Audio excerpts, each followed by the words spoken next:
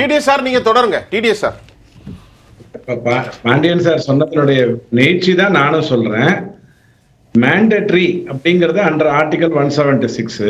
ஆனால் அது அப்படி படிக்கப்படவில்லை என்று சொன்னால் அது இர்ரெகுலாரிட்டி இல்லை, இல்லீகாலிட்டி தான். அதாவது இர்ரெகுலாரிட்டி தானே ஒழிய இல்லீகாலிட்டி இல்லை அப்படிங்கிறது தான் அதுல இருக்கிற ஒரு விஷயம். ரெண்டாவது, தேசிய கீதம் பாடப்படவில்லை என்று சொன்னால் அது அஃபென்ஸ் இல்ல, டிஸ்ரெஸ்பெக்ட் அப்படிங்கிறது தான் அதுல வந்திருக்கிற விஷயம். நீங்க ஒரு கேள்விய தேவப்பிரியா சார்கிட்ட கேட்டீங்க, இது எங்க சொல்லப்பட்டிருக்கு தேசிய கீதத்தை முன்னாடியும் பின்னாடியும் பாடணும்னு சொல்லப்பட்டிருக்குன்னு நீங்க கேட்டீங்க.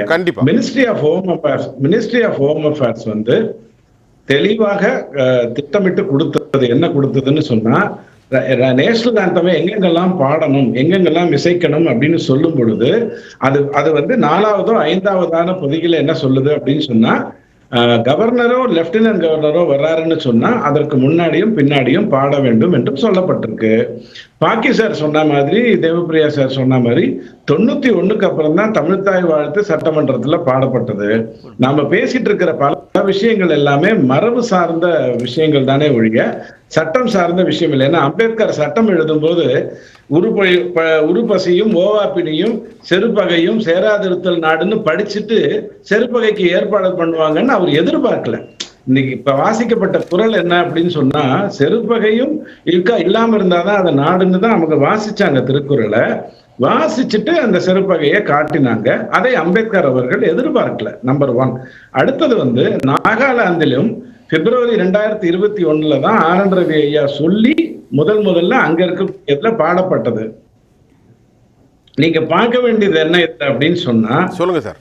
அவர் முதல் முறை வந்த பொழுது என்ன பண்ணாரு, படிச்சுட்டு எனக்கு எது கரெக்டோ அதை தான் நான் படிப்பேன்னாரு. அது ஒரு விவாதத்துக்குள்ள நீங்க என்ன பண்ணீங்க, அண்டங்காக்கான்னு யார சொன்னீங்களோ அந்த காமராஜ் பேரே அவர் படிக்கலன்னு பழி சொன்னீங்க. போன வருடம் வரும்போது அவர் என்ன பண்ணாரு அப்படின்னு சொன்னா, இந்த உரையை படிப்பதற்கு எனக்கு சரியாக தெரியல, அதனால இதை நான் அப்படியே விட்டுறேன் அப்படின்னு சொல்லிட்டு கிளம்பி போயிட்டாரு. ஆனால் ரொம்ப தெளிவா சொன்னாரு தேசிய கீதம் பாடப்படணும்னு. அப்ப சபாநாயகர் சைட்ல இருந்து ஒரு கருத்து என்ன வந்ததுன்னா, நீங்க வரும்போதே நாங்க பாடிட்டோம், உங்களை ரிசீவ் பண்ணோம்ல அப்பவே பாடிட்டோம், அதை நாங்க கணக்குல எடுத்துட்டோங்கிற மாதிரி தான் போன முறை அவங்க சொன்னாங்க.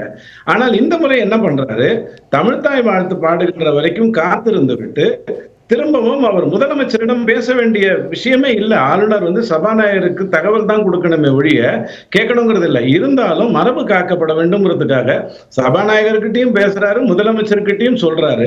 அதற்கு பிறகும் அவங்க புறந்தள்ளிட்டாங்க. இன்னொன்னு, போன முறை ஒரு ஆளுநருடைய உரை நடக்கும்போது வேற எந்த சம்பவமும் நடக்கக்கூடாது. ஆளுநரை வைத்துக்கொண்டே முதல்வர் ஒரு தீர்மானத்தை வாசிச்சாரு. அந்த தீர்மானம் ஏற்கனவே ரெடியா இருந்தது. இவர் கையசைக்கிறாரு, துரைமுருகன் ஐயா மூலமா இவர் கைக்கு வருது. தீர்மானத்தை ஆளுநரை வைத்துக்கொண்டே அவர் வாசித்தார். இதெல்லாம் தான் மரபு மீறல். ஏன்னா நீங்க ஆட்டுக்கு தாடின்னு தான் இன்னும் நடத்திட்டு இருக்கீங்க, நாட்டுக்கு நாடின்னு இன்னும் நீங்க புரிந்து கொள்ளவில்லை அப்படிங்கிறத நம்ம எடுத்து சொல்றோம். இந்த முறையே என்ன ஆகுது அப்படின்னா, போன முறை அப்கோர்ஸ் விசிகாவை வைத்து எதிர்ப்புகளை கொண்டு வந்தாங்க. இந்த முறை கொஞ்சம் கூட்டணியில குழப்பம். அதனால வேல்முருகன் ஐயா தொடங்குறாரு. காங்கிரஸ் வேற பிரச்சனையை சொல்றாங்க, அதிமுக வேற பிரச்சனையை சொல்றாங்க. 2016 சுப்ரீம் கோர்ட் சொல்லும் பொழுது படம் காட்டுவதற்கு முன்னால் தேசிய கீதத்தை ஒளிபரப்ப வேண்டும் அப்படின்னு சொல்லிட்டு அது ஒரு விஷயத்தை கொடுத்தது. அதையும் நம்ம மறந்துட்டோம். பிரச்சனை என்னன்னா, இன்னி வரைக்கும் திமுகவை பொறுத்த வரைக்கும் இந்தியாங்கிறது எங்கேயோ வடக்குல இருக்கிற ஒரு நாடு, நாங்க தமிழர்கள். அந்த பிரிவினைவாதத்தை ஏதோ ஒரு விதத்துல அவங்க உள்ளுக்குள்ள புகத்தி கொண்டே இருக்கிறாங்க. இவங்க போய் வெளியில இவங்க சார்ந்தவர்களுக்கு பதில் சொல்ல வேண்டிய அவசியம் இருக்கு. தேசிய கீதம்லாம் முன்னாடி பாடணுங்கிறது இல்லைங்க, கடைசியில வேணா பாடிக்கிறோம் கிளம்புங்க அப்படிங்கிற மாதிரி ஒரு அணுகுமுறையை மெயின்டைன் பண்றாங்க. அது மிகவும் பெரிய தவறு. அதுக்கப்புறம் அவங்க என்ன சொல்றாங்க, எங்களுடைய சாதனைகள் எல்லாம் நீங்க படிக்காம விட்டுட்டீங்க அப்படின்னு சொல்லிட்டு மத்திய அரசு காசு தரவில்லைங்கிறத ஆளுநரை படிக்க சொல்றாங்க.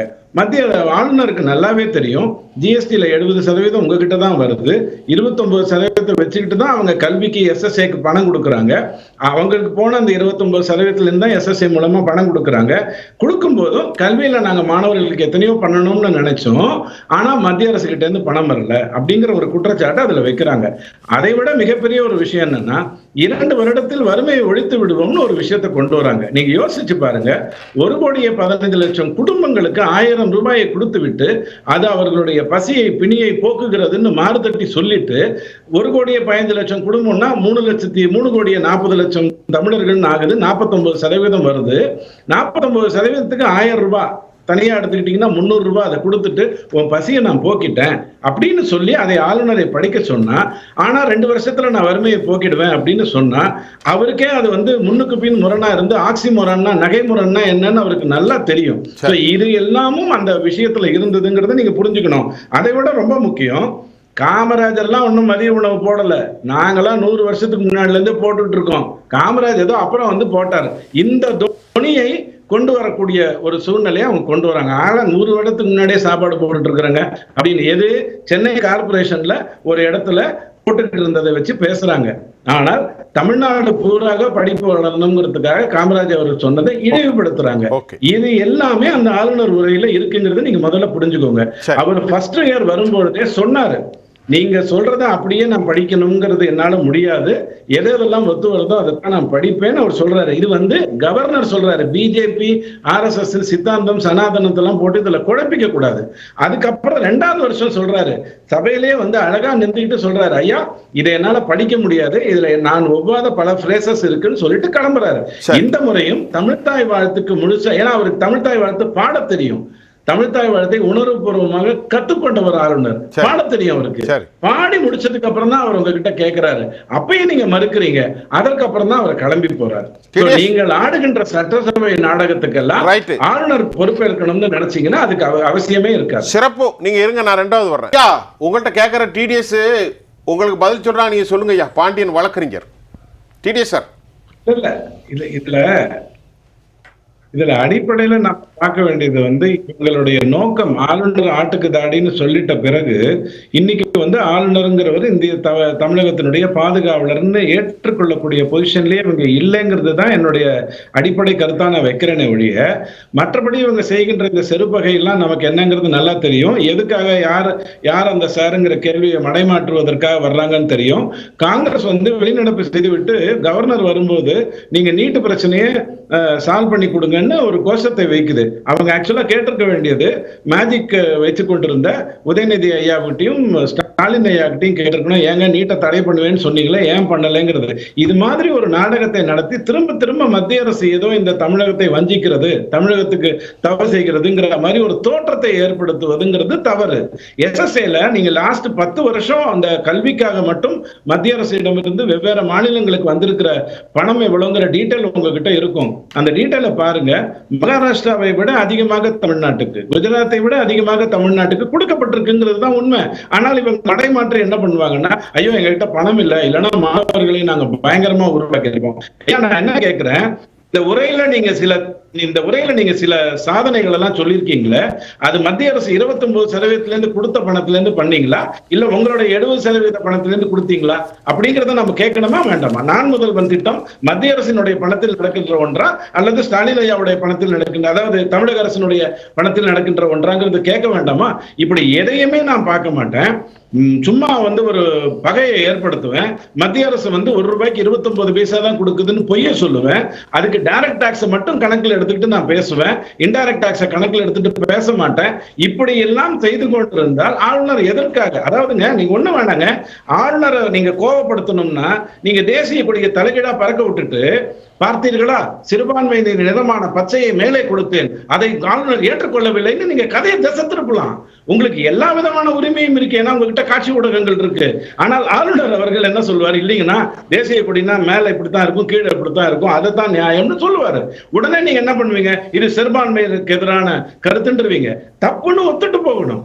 ஐயா, நான் தேசிய கீதம் முன்னாடி பாடுறது பின்னாடி பாடுறதுனால உங்களுக்கு என்ன பிரச்சனை? மினிஸ்ட்ரி ஆஃப் ஹோம் அஃபேர்ஸ் சொல்லியிருக்கு, கவர்னர் உங்களுக்கு அதை வழி கொடுத்துறாரு. அதை செய்ய முடிஞ்சா செய்யுங்க, இல்லைன்னா அவரை கூப்பிடாதீங்க. நீங்க பேசாம அவரை கூப்பிடாம விட்டுட்டு லைவ் எப்படி கட் பண்ணீங்களோ, வந்தா ஏதாவது பிரச்சனை தெரிஞ்சுன்னா பெரிய அளவுல மீடியா அட்டென்ஷன் வந்துரும்னு சொல்லி லைவ் எப்படி கட் பண்ணீங்களோ அந்த மாதிரி கட் பண்ணிட்டு போங்க, டெக்னிக்கல் ஃபால்ட்னு சொல்லிட்டு போங்க.